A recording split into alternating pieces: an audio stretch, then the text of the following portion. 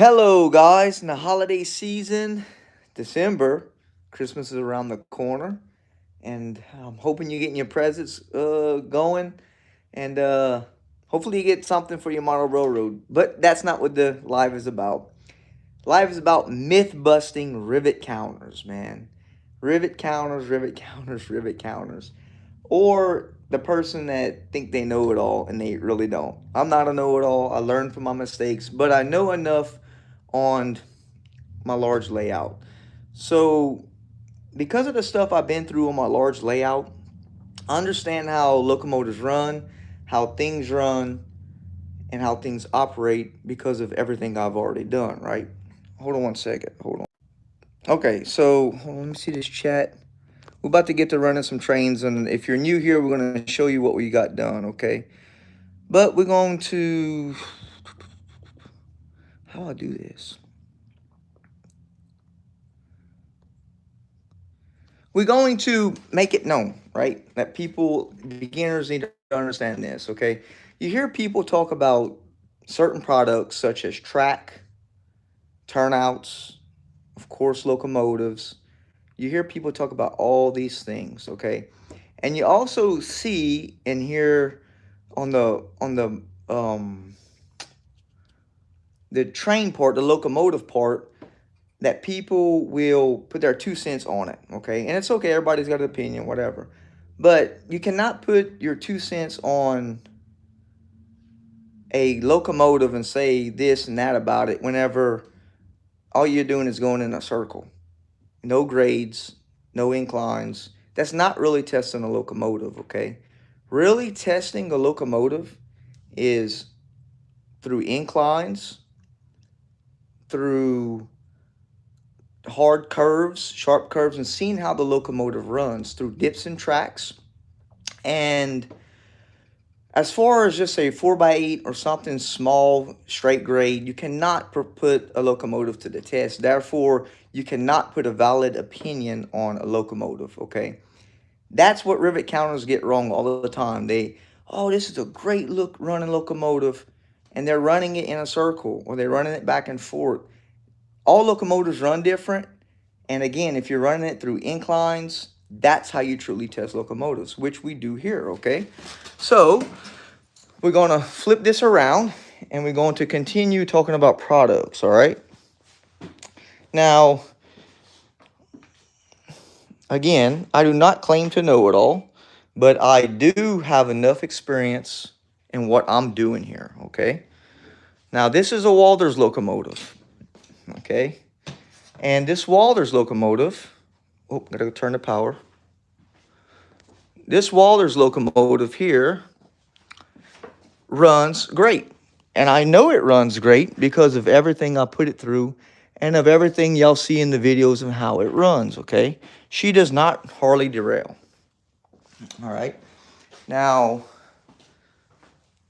rivet counters will claim that this is not enough detail on a locomotive, okay?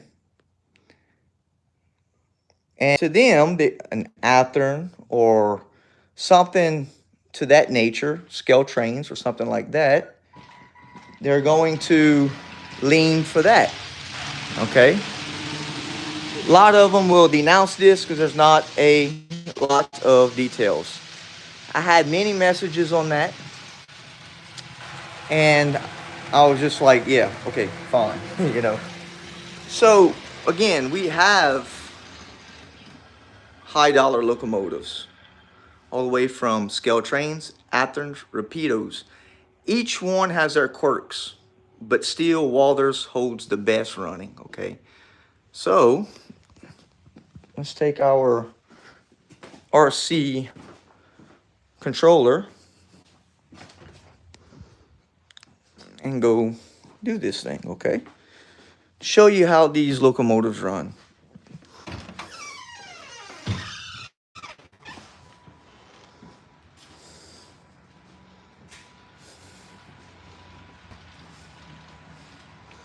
Okay, so we throttled right there, and she's running great. My lights are a little cold, so they're not going to be so bright until it warms up. I just got back from town, so we're on. Now, Again, you cannot put an opinion on a locomotive and claim they run a certain way whenever you're only running them on a flat layout. It does, there's no claim in that. Grades, helixes, S curves, that's how you truly test a locomotive, okay? Hello, Daryl. I'm doing all right. We're myth busting some myths on what rivet counters, they do reviews and they pull in their trains on a flat spot and they claiming, oh, it's so great. That's not testing a locomotive, okay? I have scale trains that will not run on this layout. Scale trains are supposed to be so great, but guess what? They don't take the mountain. So I can't say they're great locomotives. All I can say is they have great detail, but they're not great locomotives. Athearn, that's my second one in line, but they still have quirks. So far, Walters, by far, is the best running locomotive, my opinion, because of what this layout holds. It just works, okay? Now, what I'm saying, you might say, well, can't hold too true, but if you really think about it and what I'm explaining here, what I'm showing, you know it's right, okay? It's fact.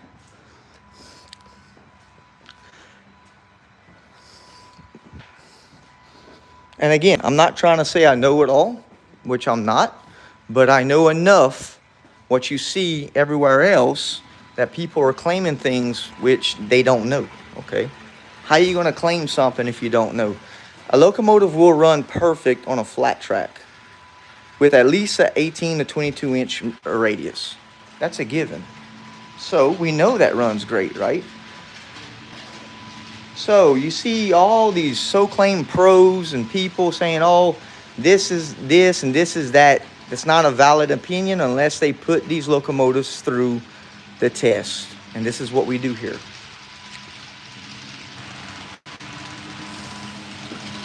Good choice, train guy. Athearn, Walters, be a top notch, bro. Now, my suckiest locomotives they have. My sucky ones, scale trains. Rapido. Atlas is probably third in line, then Athearn, then Walters is just 100%. All right, now this is fact based on my layout. Those locomotives run crappy compared to Walters, okay? So make your decision when you're buying your locomotives. If you have a flat layout and large curves, you pretty much can run anything, no hiccups. But the minute you start doing stuff like this, it puts you outside that simple realm and you're into the realistic of running things, okay? Hello, Jeffrey. Now, another thing, track. You hear people argue about track all the time. Pico, Atlas, Walters, what's another one? Cato track. Each track, especially like Bachmann and Cato, has their own thing, okay? Cato track and Bachmann easy track is made to put up anywhere. If you don't want to put too much emphasis into your layout and you just want to throw it on top and run trains, that's the way to go, okay? It's cheap, well, not say cheaper, it's easier, and it'll get you going. Now, when you're starting to look into more of a realistic side, you start running into Atlas, Pico, Walters, and that's your choice what you want to put. But I'm telling you now, Atlas did get a bad rap, and it's not real, okay? Atlas is a good track. I run code 83, and I have yet had any trouble with Atlas. So that's another myth. For some reason, people want to go to Pico. Why? Because it sounds cool. Oh, Pico. I've done shown Pico switches or the rails are thinner. And the only good thing about Pico, they got locked in blades. They're power routing, which is not good. So that's another thing that I had to rip out was Pico. Okay? So I can't speak on Walthers. All I know, I think Walthers is more expensive. So that's why Atlas, I stick with it. It's cheaper. It works. No problem. Okay. Cool, train guy. Yeah.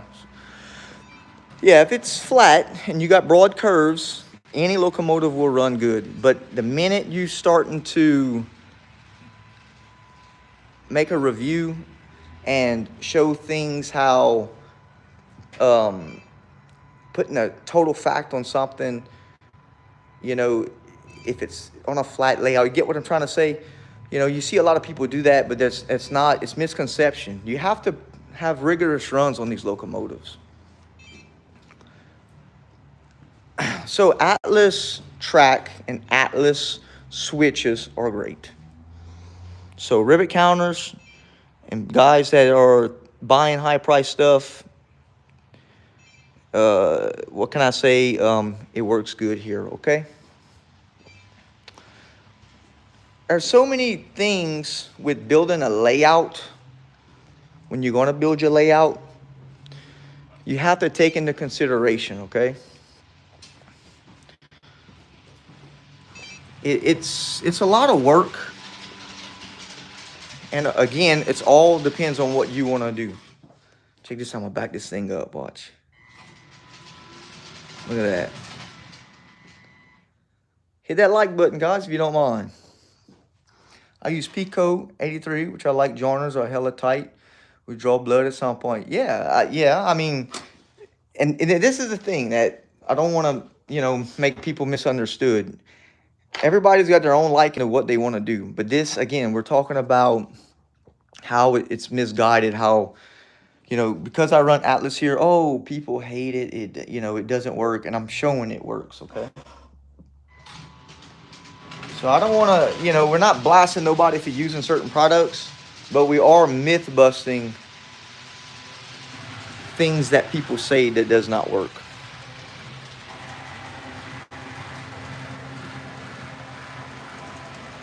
That's all right, Diesel. Yeah, you'll get it, bro.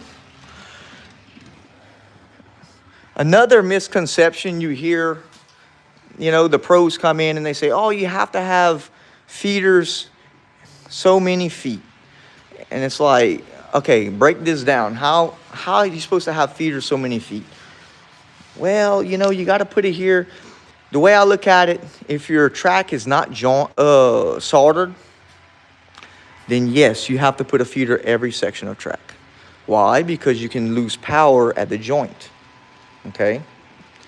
And that does happen in cold and heated environments. So if you do not solder here, you must have a feeder here and a feeder here. There's no rule of thumb where to put feeders. It all depends on what you're doing, okay? So if you hear somebody say, oh, you must have this, ask the question, is your track soldered? Is it blocked out?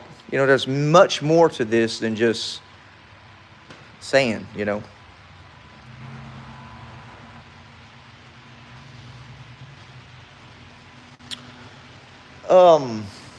No, Diesel, no, we're not talking about it in that nature, my friend. We're talking about it as in what people say, and people hear, which is not true, okay? We're not talking about people having fun. Yeah, nothing like that.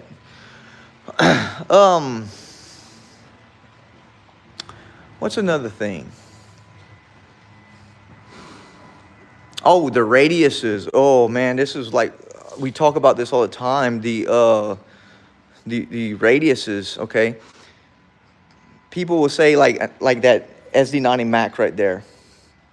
People will say, oh, that can't run on 22 inch. It needs to have 24 on up, or 26. So people start putting their layouts, accommodating it to 24 inch on up. But it's like, turn the box over and you'll read and see these locomotives are made for 22 inch radius, okay? So that's another myth. HO scale, 22 inch radius, you can run, you're good to go.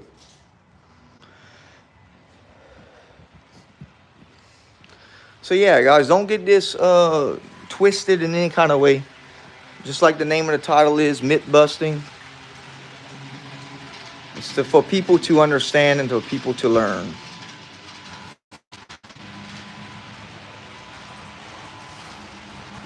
Okay. Sectional track. People do not like doing sectional track. They hate it. They want to do flex track in their curves. Hey, it's fine, whatever you want to do. But if you're new, you can put sectional track. This is all sectional track here. Now, I did solder. And the reason for sectional track is so you get consistency throughout your radius. Okay? You have complete consistency and you know it's right. Okay? So, yes, you can use preset radius on your layout. The rivet counters will say no.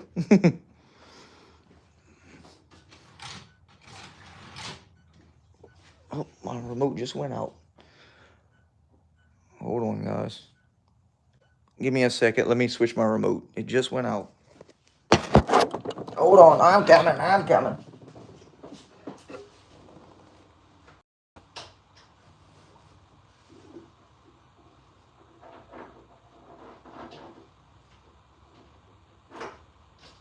One second.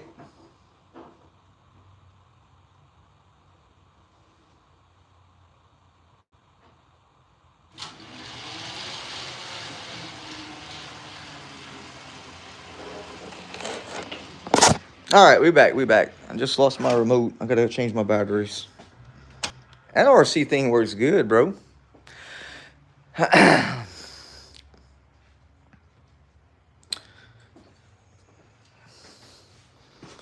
All right. Another thing.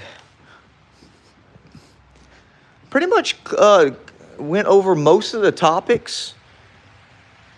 Okay. Gluing your track, nailing your track. That's another thing when you're doing your layout, what you want to do, how you want to bond your track to your layout. I glue all my stuff down. I find that gluing it is more stable versus nailing it. And of course, I'm on foam. So gluing it, and right now it's like 45 degrees in here and we are running great.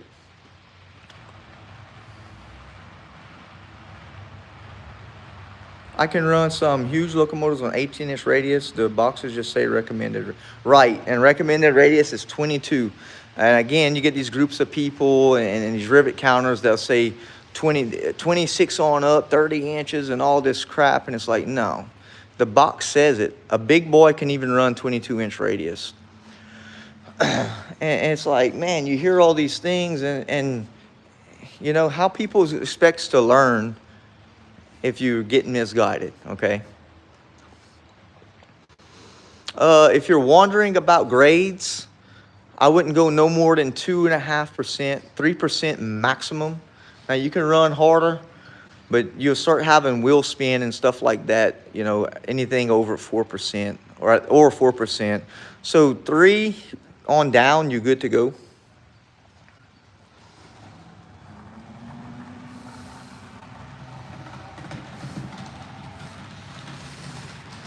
So there you have it.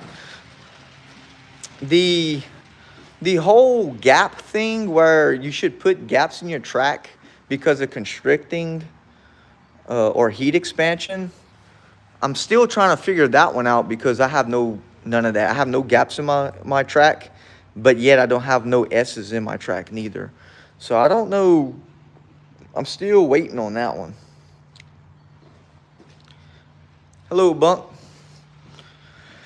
It's like, man, when I'm building my layout, I was like, should I put gaps in my track because it may constrict or expand? Well, I didn't, and it did not do that. So,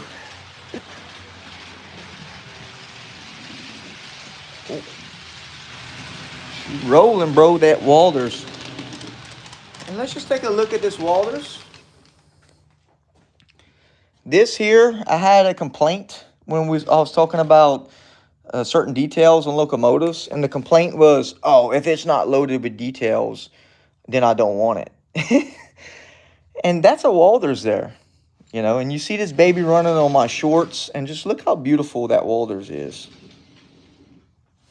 How awesome is that? You can even see the paneling.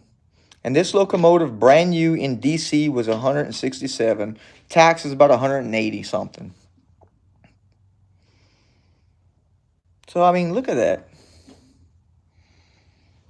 Beautiful locomotive there. Just dropped my little building.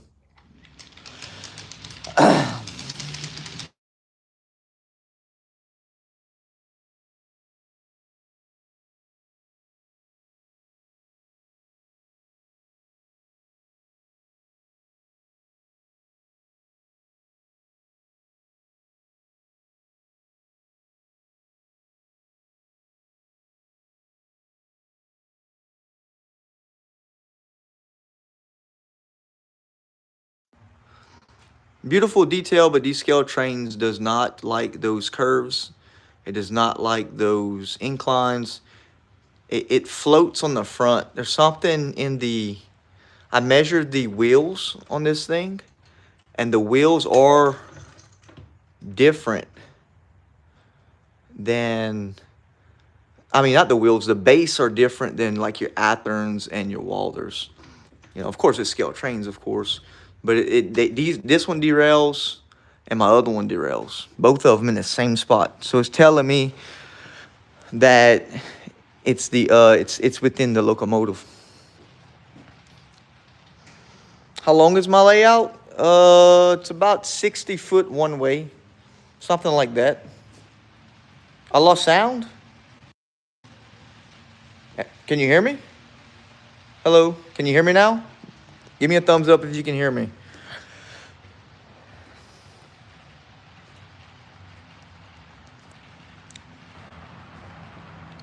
Can you guys hear me?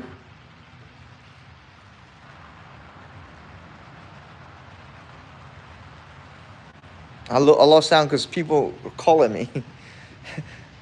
Okay, yeah, somebody just called me and it must have dropped out. Man, they want me to go to work. All right. So, those things that I mentioned, guys, again, those are facts. And if you hear or see reviews on locomotives, you know, basically, you know, you might get a review on like a headlight or something, you know, they showing off the locomotive. But the running, the only way to get the right run out of a locomotive is inclines and radiuses and grades. That's the only way to do it. I mean, of course, a locomotive will run perfect on stuff like this, on stuff like that. They're not going to derail at all. So the only way to test that is like we talked about.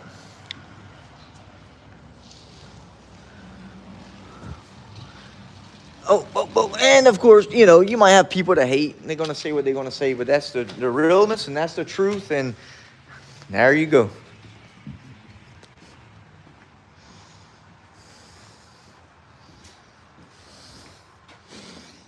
Oh, man. Other misconceptions. I'm trying to think of some other stuff that I ran into. I can't think of too much more. That was about it. Those are the main things, really.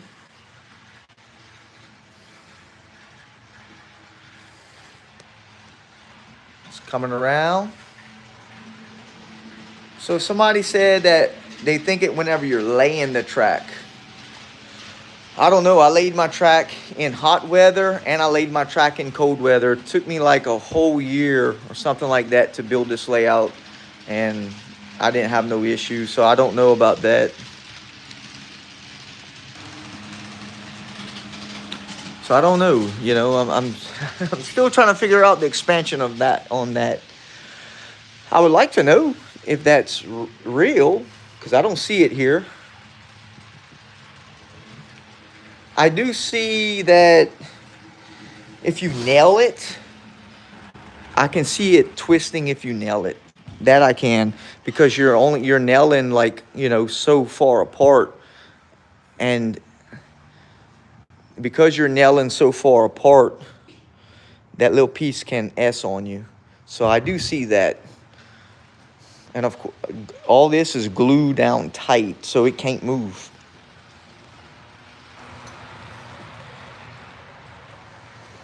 I prefer DC, James. I prefer DC. I've been running DC. I just had too much of headaches with DCC. Um, for the sound, and don't get me wrong, I will run my sound when I have to get the itch to run sound, or, if I'm making a video or something like that with my sound. I like the bell and I like all that, but on a layout on this size is uncomparable to a small layout. It's night and day. It's like a smaller layout has no comparison to what this is, okay? So DCC will be finicky on this. So I went to DC and we have no problems. I rather run DC. Again, DCC works on a wavelength. Okay, it's a special kind of power. And if you have the slightest dirty track, humidity, or anything, it will spit, sputter, holler, and do everything for it not to run. Oh yeah, DC. I'm DC also, mostly DC. I'm a DC believer. I'm gonna stick with DC on my main runs. DCC will come in handy when you're doing switching. Of course, I can do that with my DC now because of my RC. So, DCC is a fancy thing in model railroading, and it costs more money, but I'm all good.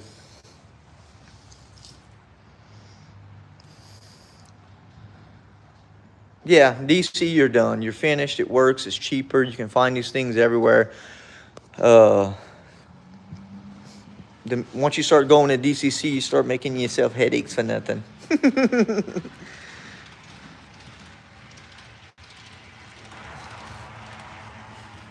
It's my opinion.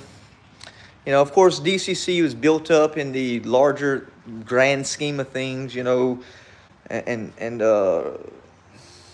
prototypical guys are really prototypical, are really, wanting to hear this choo-choo and all that. They're really going to build it up, but they're not going to give you the perks on the glitch they have in it. That's why they make Keep Alives. Keep Alives, because DCC is not perfected, it works, but Keep Alives help the locomotive stay running. And the manufacturers know this. That's why they put it in your ESUs. Athearn sells it separate for your Athearn locomotives, because you'll have spitting and sputtering. They know these things.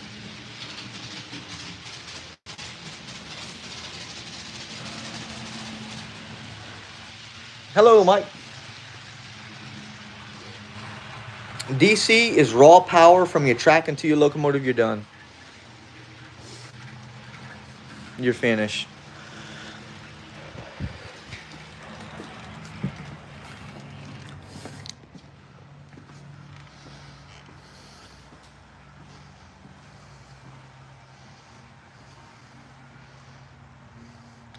True, I've been buying up estate layouts complete. Cool. Last question. How did you hook up your RC? How did I hook up my RC? Okay, let me go in here and I'll show you. My battery went out on it, so I'm running straight from my power pack right now. Let me help you out with that, my friend. I'm gonna prop you up.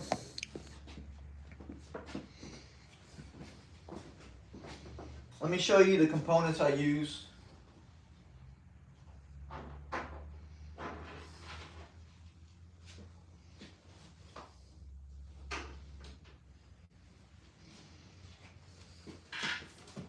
Okay, so this is the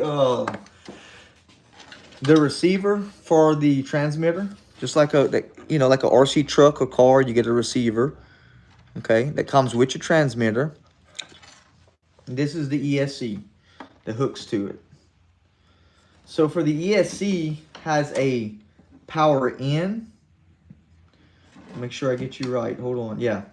Power in. So I put power from my power pack into here, and it powers this up. Then this is the motor control. So I take these, both of these are motor control. So I take these two and hook it to my track feeder. Positive, negative. Turns all this on. And then once you power that up, it's going to transmit to your transmitter, and it takes your signal to your track. Once you get signal to the track, whatever you put on it in DC, it works. So there you go. Oh, thank you, Chow. That's how I did it, bro.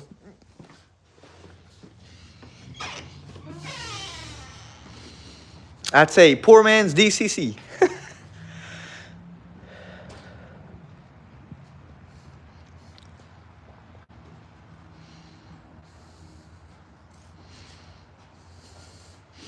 So those are the main myth-busting things, you know. What brands work on your layout? If you want all your trains to run great, just build you a flat layout, wide curves, you're done.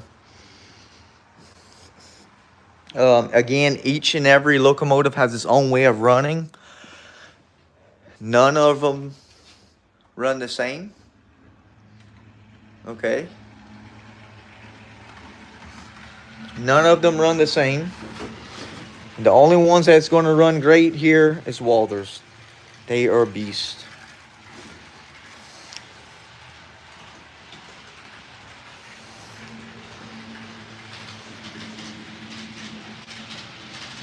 So that's it, guys. I'm going to cut the live out. I wanted to get on here for those reasons, and there you go. Leave me a like and comment if you can. At least leave me a like. I appreciate it, so we can still do more lives like this in the future and keep going with our model railroading journey. Please like and subscribe, and y'all have a good evening. See you later, guys.